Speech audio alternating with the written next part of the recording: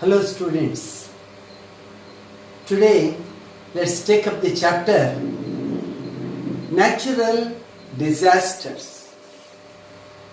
It's a subject which is well known to you. Daily newspapers keep reporting us various natural disasters that keep taking place in various parts of the world. Maybe floods, earthquakes, landslides, tsunamis, can be anything. There's a variety of natural disasters that keep taking place. What is a natural disaster? The terminology itself tells us. Naturally occurring disaster, which causes widespread destruction of life and property. You can term it as natural disasters. Let's take for example floods. As the rainy season starts, when a particular region has very heavy rainfall, we have floods next to the heavy rain. Rivers swell, the course will not be able to hold the entire quantum of water that's flowing. There will be an upsurge of water and that will enter the agricultural fields and properties on either sides, wherever the ground level is low, and this causes floods. Floods within a particular limit can be borne, we can bear them, but if it goes beyond that, it will result in large scale destruction. It all depends. Tsunamis, cyclones, heavy storms, landslides. You have a long list of natural disasters. A few of them we study here in 10th standard as per your curriculum. Let's go through. Naturally occurring destructive incidents resulting in loss of human life and property. I will not go on explaining, you know all this. This is a volcano, here you have a cyclone, here you have earthquake, and there is a huge crevice in the earth itself, and here you have a cyclonic storm, typhoon-like storm. You have these keep ranging as they move from one continent to the other. Okay. Next. Here you see earthquake, heavy earthquake. Maybe on the Richter scale, it may be 8 or 9. 8 or 9, 8, 8.5, 9. Always these earthquakes are measured on the Richter scale from 0 to 10. Within 3, they are normal, not at all dangerous. Many times they go without getting properly recorded. 4, 5, you feel the vibration to some extent. 6, 7, people run out of their houses. 7 is dangerous. 7, people do feel the impact. 7, 7.5, 8, you will have huge loss of property. 8.5, 9, the effect will be such, there will be great upheaval. Even lands may turn topsy-turvy at 9, 9, 10, 10, the land loses all its beauty, structure, everything, it gets reconstructed. Then here you have floods. The swelling waters, they are pulling down the constructions there. Here you have cyclone, a cyclonic storm as photographed from the satellite. You see, it is turning in the clockwise direction. And this is called as eye of the cyclone. Eye, where everything will be quiet.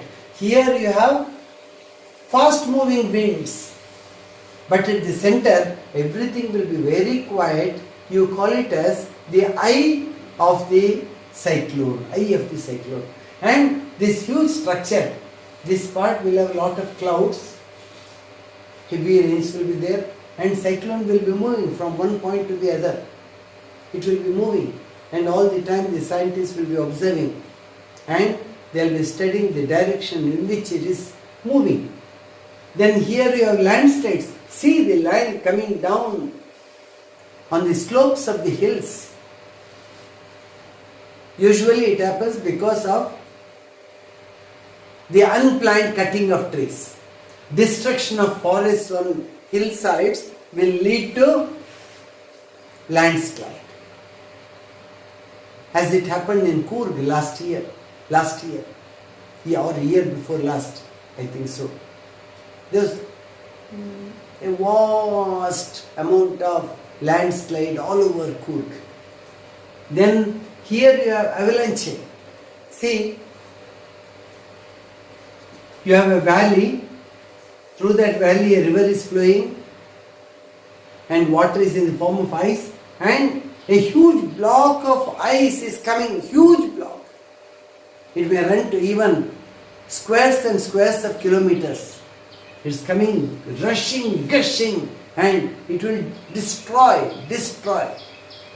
And here you have drought. No rain for years sometimes. In places like Chile or South Africa, certain areas, they won't have rain for 5 years, 8 years, 12 years, 20 years. You see, the land has lost all water content and it breaks into fragments. And here you have sea erosion. See, heavy waves coming and hitting a coastal line, and the land gets drawn along with the waves and it gets into the sea. There will be widespread destruction. Next, cyclones. We start with cyclones now. Among the natural disasters occurring on the surface of the earth, cyclonic winds are the most dangerous one. Most dangerous and destructive ones. India is subject to cyclones every year. When the monsoons are advancing, we have cyclones from the Arabian Sea. The advancing monsoons bring these cyclones. And in the retreating monsoons, that's the latter part of September, October, November, and nowadays even in December, you find cyclones getting formed in the Bay of Bengal, and they hit the eastern coast of India. Cyclones that get formed in the Arabian Sea, they hit Lakshadweep, the state of Kerala, Karnataka, the state of Goa, Maharashtra and Gujarat. All the states that are embedded along the western coast of India. When it is in the retreating monsoons and the cyclones get formed in the Bay of Bengal, the states or the coastal areas of states that get endangered are Tamil Nadu, Andhra Pradesh, Odisha and West Bengal. Severe cyclones, cyclonic storms. And as I told you, why cyclones are so dangerous? The cyclones usually get formed when the air is cool and the temperature is rising. The air is cool, air is not moving, the temperature is rising. And there is a possibility that a cyclone may start developing. There are winds that keep moving, revolving around a particular point. They keep revolving. You might have seen small models of cyclones in the ground in front of your school, as the rainy season is about to start and heavy winds are there, windy days, you find paper pieces and dry leaves of plants, they all start rolling around and they start rising into the sky. They go to a height of about 8 feet, 10 feet or 20 feet maximum and they keep on moving. Sometimes children enjoy in running into them and just enjoy. They are actually the simple models of big cyclones. These are not dangerous. Sand particles may enter your eyes if you keep your eyes wide open. They don't stay in one place. They keep revolving and they keep moving from one point to the other and children chase them. Quite enjoyable. Okay. These cyclones are of the same structure. The wind starts revolving around a common point. The point is somewhere here, let's say, and this is a clockwise one.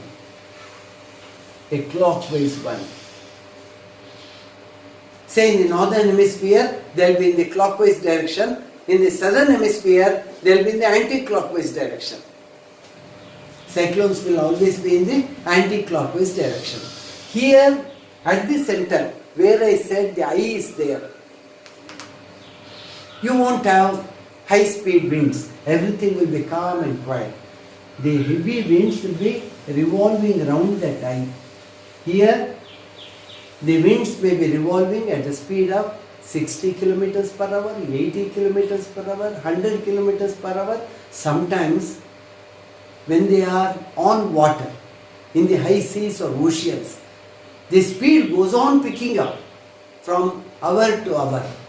It may reach 180 kilometers per hour, 200 kilometers per hour, 250 kilometers, 300 kilometers. That's almost the maximum. Dangerous. No ship can withstand these cyclones. They have to find some place somewhere and they have to get into some harbor or port for safety. If they are on the high seas, they are caught.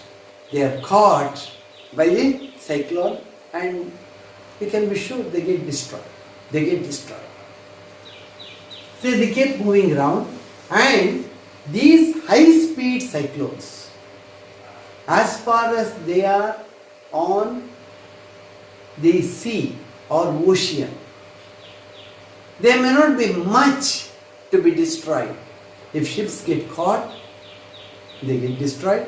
Otherwise, you don't have any human constructions there. But once they reach the coastal line somewhere, say Chennai coast or Andhra coast or somewhere near Visakhapatnam or somewhere near Odisha, Paradip or some place, they come on the land, the speed will start getting reduced. Once the cyclone comes on land, it picks up, it starts moving on land, the speed starts getting cut down. But it requires some time. It won't happen all of a sudden. Within that time, it would have destroyed lot of buildings, uprooted trees. These heavy winds, you do not know, they bring lot of clouds. There will be a heavy downpour of water from the skies. Followed by that you have floods, and it is something devastating. So people, governments, society, everyone will be very much worried when a cyclone starts approaching a particular coast. Lot of steps have to be taken beforehand, that we will see now. Among the natural disasters occurring on the surface of the earth, cyclonic winds are most dangerous and destructive. Next, causes for cyclone in India. What are the causes? Cyclone originates in the Bay of Bengal. Now I told you they originate in the Arabian Sea too. Last 2 years experience has been that at least 2-3 cyclones have originated in this Arabian Sea in each monsoon period. It is surrounded on three sides by land. See, Bay of Bengal as well as Arabian Sea. Both these are surrounded by land on three sides. Only on one side it is open to the Indian Ocean. It is surrounded on three sides by land. That's why you call it bay. The Bay of Bengal is subject to intense heating. During summer, there will be intense heating, giving rise to humid and unstable air masses that cause cyclone. Air starts moving in circles. In the Indian subcontinent, cyclones originate in Bay of Bengal. You see here, is India. Here it has taken shape. Now it may move like this, or like this. Sometimes they move back into the Indian Ocean and then they start moving towards the Arabian landmass. That's also possible. You have to keep check on their movement. You have to keep tracking them. That's where the weather specialists keep doing. And blow westwards, reaching eastern coast. Sometimes they may hit here, here or here. Sometimes cyclones originate in the Arabian Sea too. That is in the advancing monsoons. This is mainly in the retreating monsoons. Cyclones in India can be seen during two periods, October to November or May to June. May to June mainly in the Arabian Sea. October to November in the Bay of Bengal.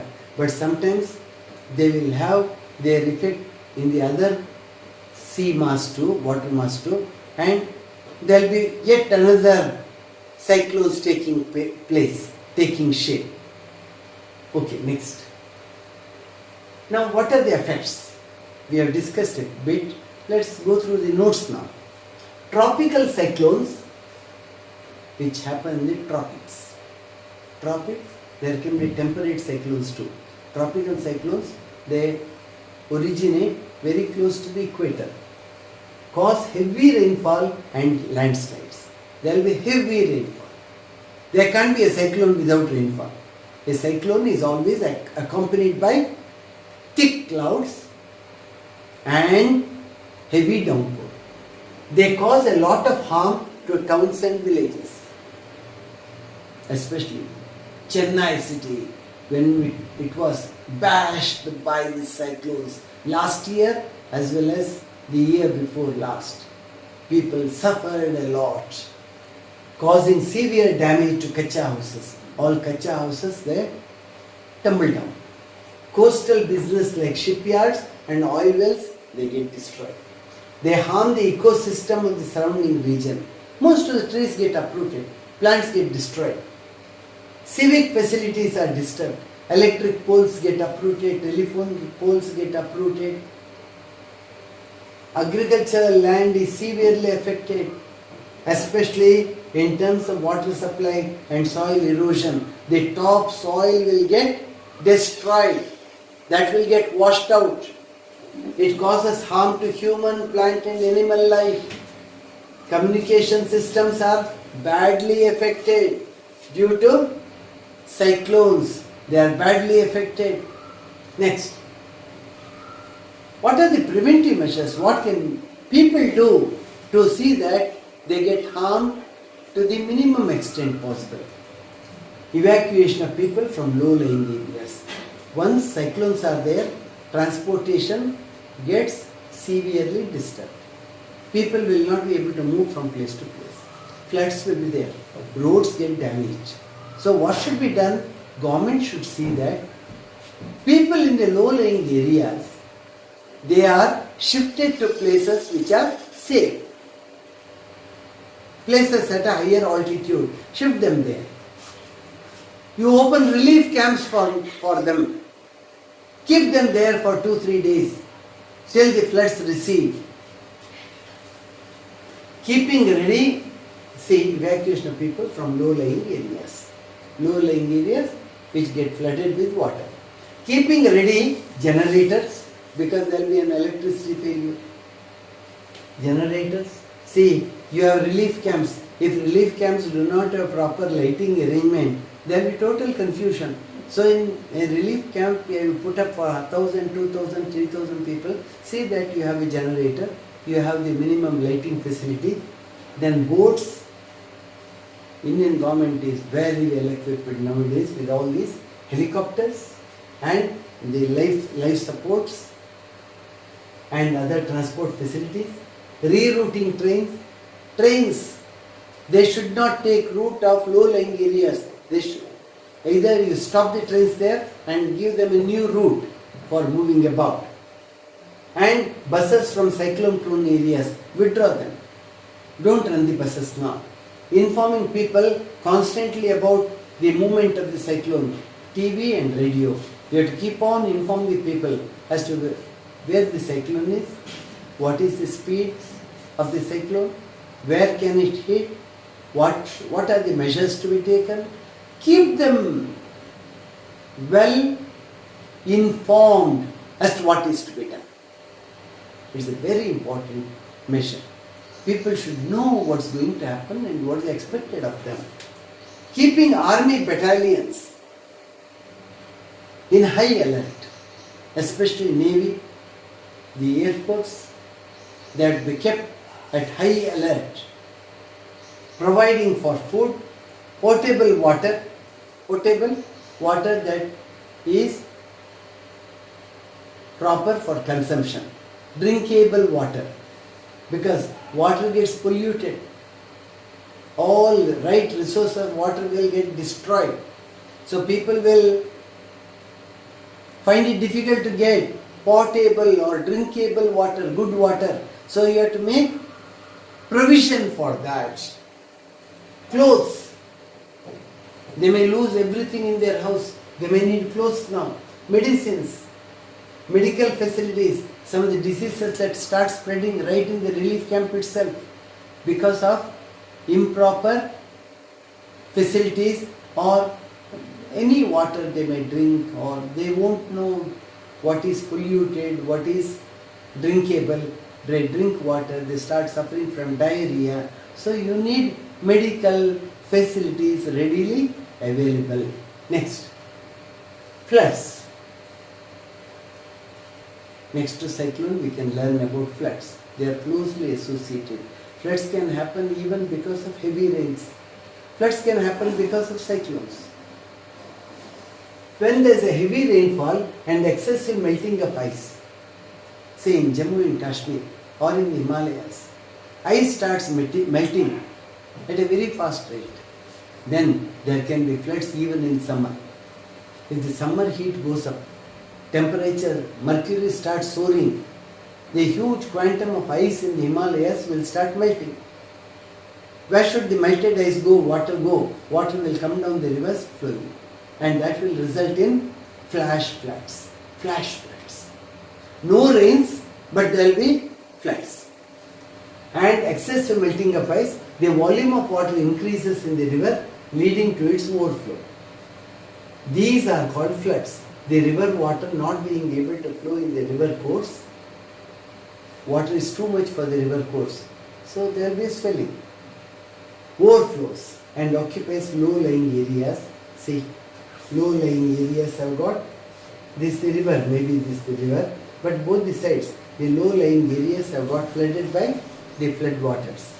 And here, people are finding it very difficult to get to safe places or relief camps or places of altitude where they can be safe. Next, causes for the flood. What are the causes? The first one is the monsoon rain. Uncertainty of monsoon rainfall. Monsoon rains are seasonal rainfalls. It all depends on the clouds. Sometimes there will be very heavy rainfall over a week, and next 1 week the rains may completely cease, come to a halt. When heavy rains are there, you will get subjected to floods. Accumulation of silt in the rivers because of human activity, because of various other reasons too, landslides, rivers get packed with silt. Mud gets in and the rivers become shallow, not deep. Deep rivers get filled up with mud and they become shallow. Their capability to shift water when floods are there, that gets lower. Automatically, floods will be damaging. Breach of dams. Dams may break. A dam having a huge reservoir, if the dam breaks, or it need not break, it gives an indication that it may get subjected to damage. Then what will the authorities do? They will allow water to flow now. They will try to clear the reservoir. Then too there will be a flood. Breach of dams. Dams getting broken. Or cracks appearing, crevices appearing, retention walls leads to sudden release of large quantity of water. Government gives an indication, it gives a warning, but you will have very little time to respond. Even as you listen to the news of the breach, water will start coming. You should be very quick in moving to a safer place. Rivers changing the course. Sometimes rivers change their course due to heavy rains. Then too there will be floods. Now Kosi River in Bihar, it keeps changing its course every now and then by 50 miles to 100 miles. The river will be flowing here. After the floods, you will find the river flowing 50 miles away, 50 miles away in another place. It would have changed its course. Heavy rainfall during the cyclone that we discussed, earthquakes in sea area. If there is an earthquake, water may just get tilted to the one side and water will start moving in a particular direction away from the river. Man-made causes. Man is also a factor who causes floods, deforestation. Mercilessly, without any plan, we go on cutting trees. We have become selfish. We want to generate funds and acquire. We like to be happy. We want to put up 3-star hotels on the hill slopes. We cut trees. Let anything happen, we are not worried. Deforestation. Improper dam. Dams are constructed, not much of thinking has gone into it. Then such dams may cause floods. Retention walls. The retention walls may not be strong. And illegal encroachment of land. Lots of people, if government lands are there, by hook or crook, they try to take that land into their possession. Now all these result in floods ultimately. Next, flood-prone regions. Which are the flood-prone regions in India? All those regions where rivers are flowing. Almost all the rivers, they are subject to heavy floods in the rainy season. Let's see, the Ganges and its tributaries, Yamuna, Gandaki, Kosi and Gagra cause floods in Bihar and Uttar Pradesh. Then Damodar and Suvarnareka rivers cause floods in Chhattisgarh and West Bengal. Under rivers we have learnt all these. Brahmaputra and its tributaries, mainly Dibang and Dihang, Subansiri and Luhit cause floods in Assam. Cloudburst. Cloudburst is abnormal rain over a short period of time. Abnormal rain. That's what we call as cloudburst. Cloudburst causes flood in Himalayas. Sometimes in Himachal Pradesh, Uttarakhand. In those areas you keep on hearing of cloudbursts. Narmada, Tapti, Sabarmati and Mahi cause floods in Gujarat. That is the western part of India.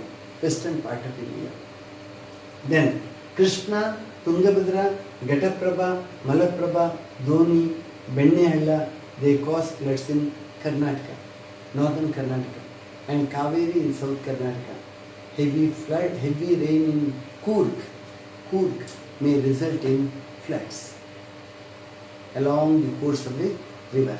Next, effects of floods, what happens? We have discussed, they cause loss of shelter, houses collapse, poor people will go, sans a shelter for their stay, property, land and crops of the people, standing crops, sometimes they get devastated because of heavy floods.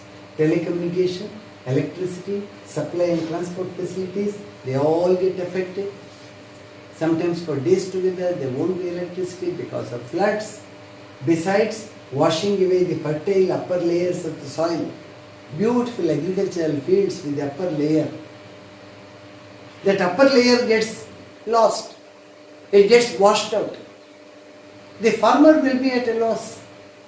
The fertilizer he has added or the kind of soil he has, the upper strata of soil, when it gets washed, the farmer will be in trouble. A lot of trees get uprooted. Stagnant water in the lowlands leads to spread of epidemics. Water will get stranded here, there. Floods recede. But all the water won't go. Wherever low-lying areas are there, water will be visible there. And these mosquitoes, Anopheles or Culex, they go and lay their eggs there. And they multiply in lakhs and millions. And they are the carriers. They are the agents that carry these germs of different diseases, epidemic diseases. There will be widespread epidemics after the floods. People have to take extreme care. They should drink only boiled and cooled water, boiled water. But where do people do? They should wash their hands properly, because the flood waters will always be full of epidemic germs. Because the flood waters come down from the hillocks, from the mountainous valleys, mountain areas. They bring all trash with them. So the water will be full of harmful germs. Okay, next. Flood control measures. What can be done? Bunds should be constructed on either sides of the rivers. If the river is too endangering, then you can have bunds constructed on either sides to prevent water from entering the villages on either sides or agricultural fields. That too up to a particular capacity. If the floods go beyond that, then no bund will be able to stop. Constructing dams across rivers, collecting water in reservoirs and directing the water to other places. Get them collected. Huge reservoirs of dams can collect a lot of water. They can bring down the severity of floods. Most of the flood water is collected by the reservoir. It keeps it stored, and the same water can be used wherever there is a necessity. All these need a lot of planning. Collecting water in reservoirs and directing the water to other places by way of channels. Establishing center to issue warnings. Proper warnings are given. You should not let the water of a dam come out, flow out, without giving proper warning to people. Sudden allowance for water will definitely destroy the villages down the stream. People will just get taken unaware of the impending danger. They see the water level suddenly rising. Where will they go? So people have to be properly educated and warned, and they should be directed as to what they should do. Afforestation in the river basins will prevent soil erosion. Grow more trees. On the hillsides, grow more trees. The trees will give lot of support to the soil. Erosion will come down. The roots of the plants, they go deep and they even grow at the surface level. They don't allow soil to simply run away with water. It holds. And even the rate at which water will flow, that too will get reduced because of the roots of plants and the trees that are growing. Prevent soil erosion and also reduce accumulation of silt in the rivers. So less silt and mud will go into the river, thereby reducing the chances of floods. Next. Now let's take up landslides. Landslides happen on hillsides, mountain sides. The landmass sliding down the slopes from the mountains. Slopes, you see here, landslide is taking place. Usually the green cover that used to give a pleasant feeling, but here the green cover has not gone. The trees have got uprooted. Everything has got washed down, and you see it has got barren. This is what he calls landslide. And we have a huge quantum of mud that would have come down and engulfed the villages there. Engulfed them, swollen. They would have been just destroyed by the mud that has come down, by the swelling rivers or rising water levels. The landmass sliding down the slopes from mountains or hills are called landslides. Along the landmass, stones, mud, debris, this you should read as debris, not debris. Debris cause destruction. Whatever remains after destruction is debris. When a house has collapsed, what you see, it's all debris of the house. You will not be able to use it. Everything has got destroyed. Here you can see one more house is about to collapse. Here this part of the land has already got slided. This particular building too may move on the same lines. Next. See the huge damage. Next. Causes for landslides. In the mountainous areas and coasts, constantly flowing water and tides remove soil, creating slopes leading to landslides. Continuous water that flows in a particular place that leads to landslide. When railways, roads and canals are constructed in steep mountainous areas, the slopes become steeper, leading to landslide. Unplanned activities, human activities, they lead to landslides. Collection of loose soil on clay soil layer can enhance steep slope formation, leading to landslide. Once the soil becomes loose, chances are more that it gets easily taken away by the rushing water. They are common in mining areas. When mines are there, you dig holes, you dig for minerals, and the soil becomes loose. In case there is a downpour or a cloud burst, chances are more that the top soil will completely get washed away. Sometimes the water will even enter the mines, killing the people who are working inside. To reach the ore deposits, whatever pathway you have made to reach the ore deposits down there in the hole, that will get destroyed. Deforestation, deep tilling of the forest slopes. On the slopes, sometimes people start agricultural work. It should not be done. And you start tilling the land. You start ploughing the land. The soil which was once very hard, you are making it loose now. What will happen next? A downpour will make all the soil go down. This is ill planning. So the authorities should not allow people to take up agriculture on the mountain slopes. That too agriculture that may result in the loosening of the soil. That should be prohibited. Absolutely prohibited. The top soil structure should not be harmed, should not be disturbed. Deforestation, deep tilling of the slopes is very bad. Next, effects of landslides. What will happen? Flowing of small rivers are checked by landslides. A small river is flowing, landslide is there, the mud will come and stop that river from flowing. Now water will accumulate and that will result in a greater damage. It will push the entire land mass that has got covered there, collected there, push it down. Transportation is affected. Streams and many plants get submerged. Forests get destroyed there. Landslides can cause loss of life and damage to property. You see here water coming down. Here water that had come down, it has destroyed and landslide has resulted. Coastal erosion.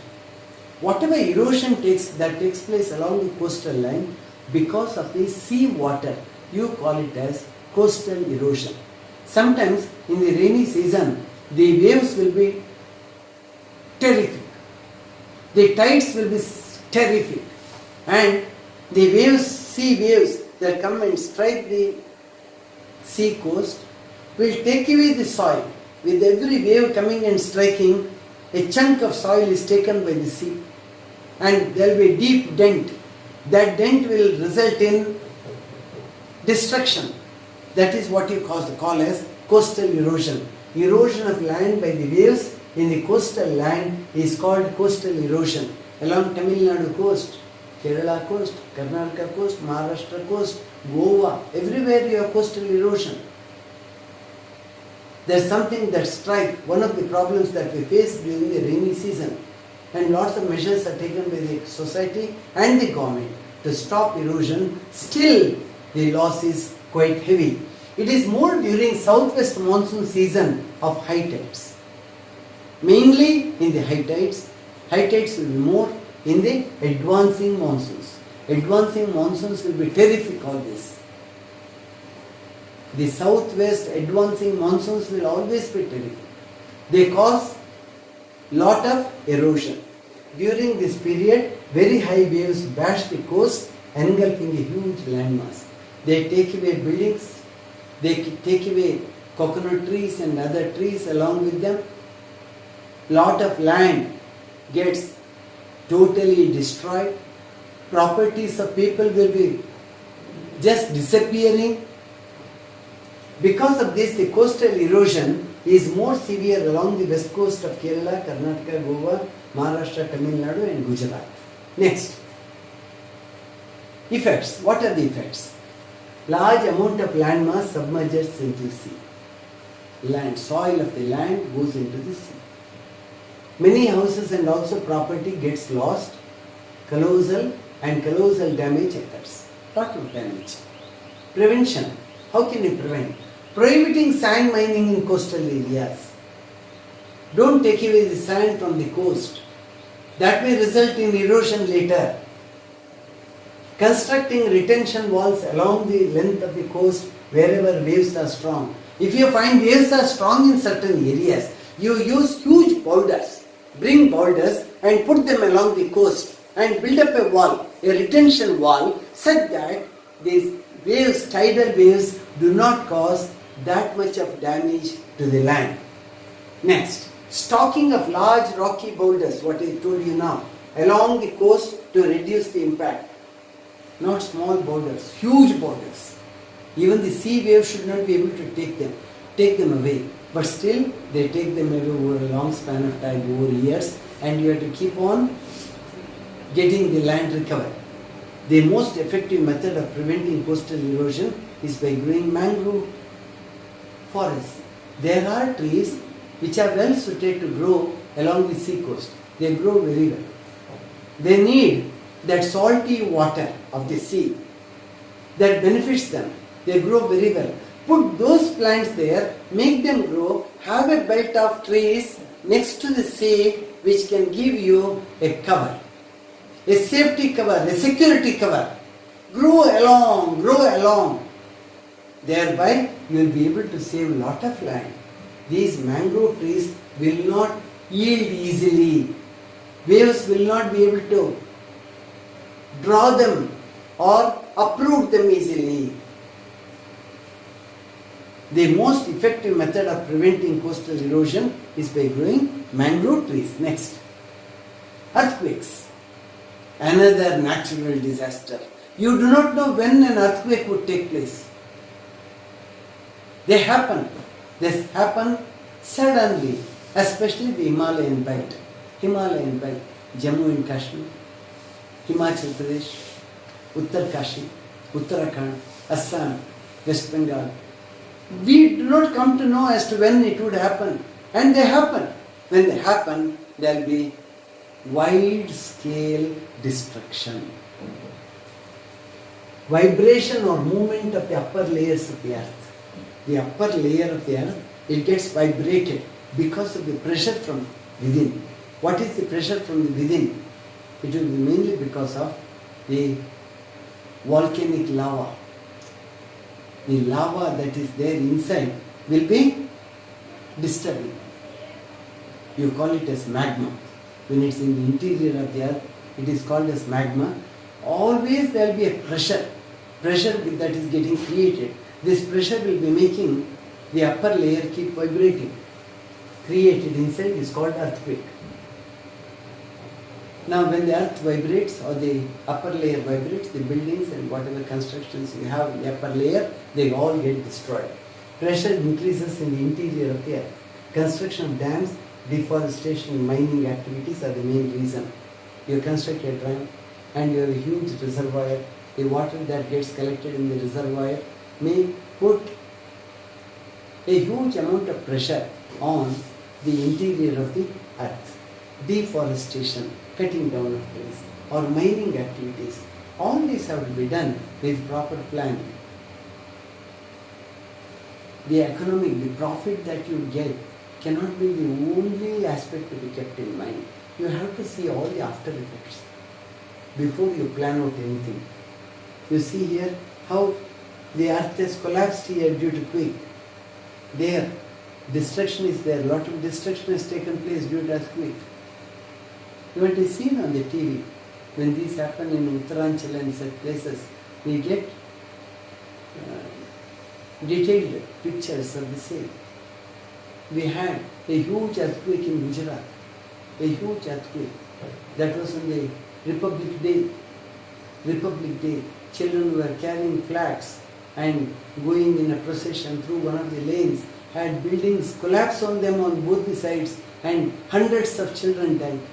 Thousands of people died in that earthquake that took place at around 8 o'clock in the morning.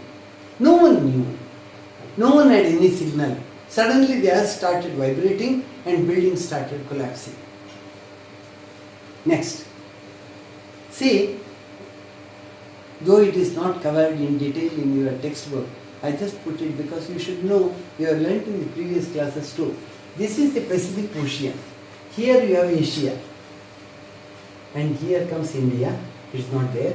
This is Asia, China here, Japan here, and here you have North America, you have South America, and here you have Australia. This is the Pacific Ocean, the largest of the oceans in the world.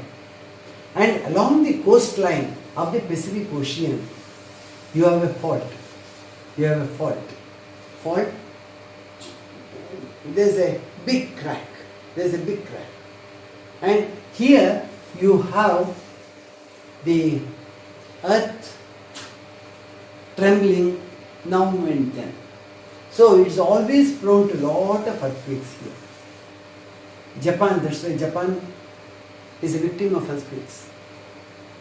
Indonesia is a victim of earthquakes. Philippines is a victim of earthquakes.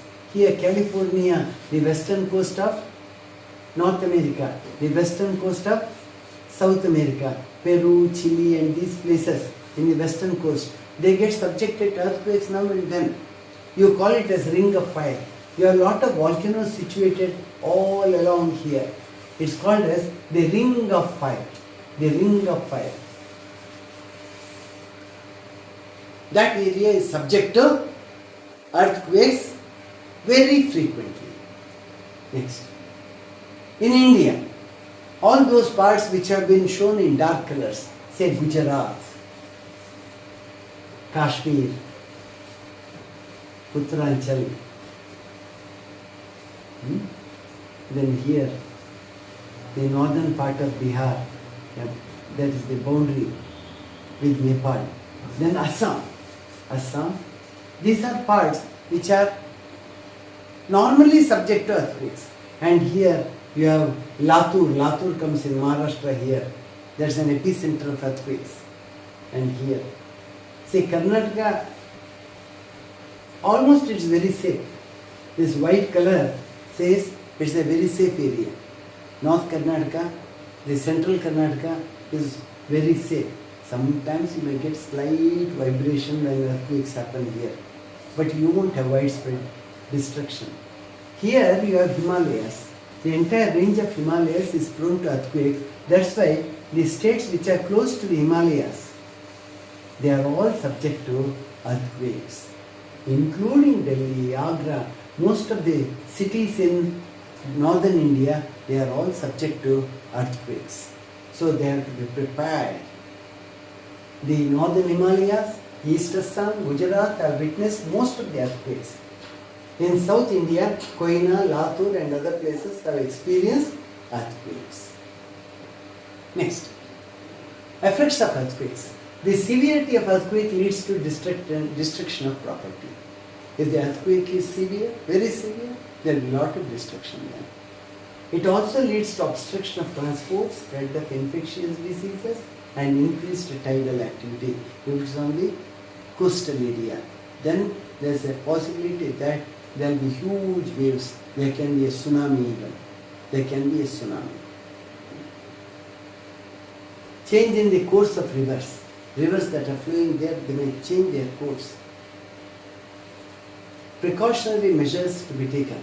Restricting the construction of multi-story buildings in earthquake-prone areas. Where there are frequent earthquakes, don't give permission to build multi-story constructions. Using very light material, as they do in Japan and Korea, light material be used to construct. So even in case there is an earthquake and the building crashes, not much of damage is done.